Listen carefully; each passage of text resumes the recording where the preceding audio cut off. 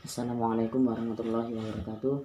Nahmadu wa nasta'inu wa nastaghfiru wa na'udzu bihi min syururi anfusina wa min sayyiati a'malina may yahdihillahu fala mudilla lahu wa may yudlil fala hadiyalah. Yang saya hormati Bapak dosen mata kuliah kewarganegaraan yang insyaallah mendapat dari Allah, selalu mendapat kesehatan berkat Allah. Yang saya hormati seluruh teman-teman yang sekarang masih melaksanakan kuliah walaupun dengan daring, tidak mengurangi rasa kesemangat kita untuk mencari ilmu. Pertama, marilah kita panjatkan rasa puja-puji syukur kita kehadirat Allah Subhanahu wa taala yang telah memberikan nikmat iman, kesehatan sehingga kita dapat melaksanakan perkuliahan walaupun dalam keadaan pandemi, tidak mengurangi kesemangatan kita dalam menuntut ilmu. Salat serta salam tercurahkan kepada kita Nabi Muhammad SAW yang kita harapkan syafaatnya min yaumi hadza ila yaumil qiyamah. Amin amin ya rabbal alamin. Ketiga kalinya saya Sonur Cahyo, salah satu mahasiswa IAIN Metro Fakultas Tarbiyah jurusan Pendidikan Bahasa Arab, yang akan menjelaskan tentang perkembangan demokrasi di Indonesia. Tentu saja saya akan membahas tentang perkembangan demokrasi di Indonesia. Dalam sejarah negara Republik Indonesia yang telah lebih dari setengah abad, perkembangan demokrasi telah mengalami pasangan surut. Masalah pokok yang dihadapi oleh bangsa Indonesia ialah bagaimana meninggalkan kehidupan ekonomi dan menghubungkan kehidupan sosial dan politik yang demokrasi dalam masyarakat yang beraneka ragam pola adat dan budayanya. Masalah ini berkisar pada penyusunan suatu sistem politik dan kepemimpinan cukup kuat untuk melaksanakan pembangunan ekonomi serta nation building dengan partisipasi rakyat, sekaligus menghindarkan timbulnya diktatur perorangan, partai ataupun militer. Perkembangan demokrasi di Indonesia dapat dibagi dalam 4 periode. Periode 1945 sampai 1959. Masa demokrasi parlementer yang menonjolkan demokrasi parlemen serta partai-partai. Pada masa ini, kelemahan demokrasi parlementer memberi peluang untuk dominasi partai-partai politik dan DPR. Makanya persatuan digalang selama perjuangan melawan musuh bersama menjadi kendor dan tidak dapat dibina menjadi kekuatan konstruktif sesudah kemerdekaan. Periode 1966 sampai 1965, masa demokrasi terpimpin yang dalam banyak aspek telah menyimpang dari demokrasi konstitusional dan lebih menampilkan beberapa aspek dari demokrasi rakyat masa ini, ditandai dengan dominasi presiden, terbatasnya peran politik, perkembangan pengaruh komunis, dan peran ABRI sebagai unsur sosial politik semakin luas. Periode 1966 sampai 1998, masa demokrasi Pancasila era Orde Baru yang merupakan demokrasi konstitusional yang menunjukkan sistem presidensial. Landasan formal periode ini adalah Pancasila, UUD 1945, dan ketetapan MPRS atau MPR dalam rangka meluruskan kembali penyelewengan terhadap UUD 1945 yang terjadi di masa demokrasi terpimpin.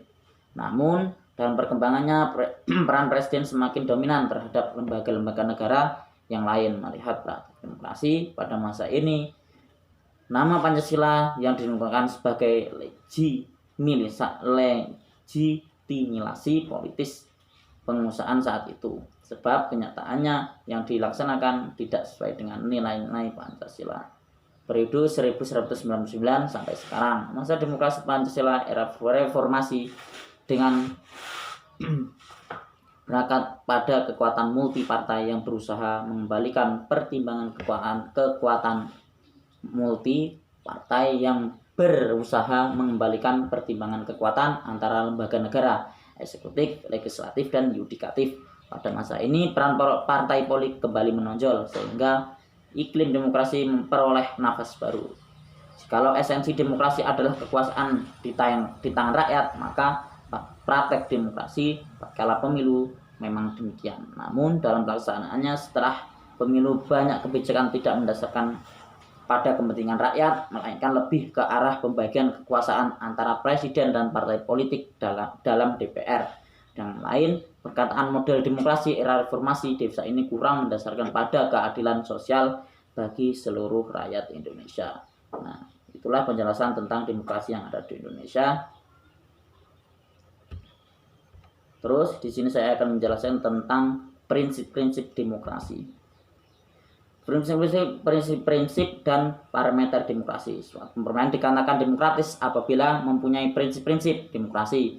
Menurut Masyukuri Abdillah, prinsip demokrasi terdiri dari 3, yaitu persamaan, kebebasan, dan pluralisme. Menurut Inu Kencana, prinsip demokrasi yaitu adanya pembagian kekuasaan, adanya pemilihan umum yang bebas, adanya manajemen yang terbuka, adanya kebebasan individu, adanya peradilan yang bebas, adanya pengakuan pihak minoritas, adanya pemerintahan yang berdasarkan hukum, adanya pers yang bebas, adanya beberapa partai politik, adanya musyawarah. Untuk mengukur kinerja dalam menjalankan pemerintahannya secara demokratis, dibutuhkan aspek-aspek mengukur sebagai parameter, yaitu masalah pembentukan negara. Kita percaya bahwa proses pembentukan kekuasaan akan sangat menentukan bagaimana kualitas watak dan pola hubungan yang akan dibangun. Dasar kekuasaan negara. Masalah ini menyangkut beberapa legitimitas kekuasaan serta pertanggungjawabannya langsung kepada rakyat. Masalah kontrol rakyat.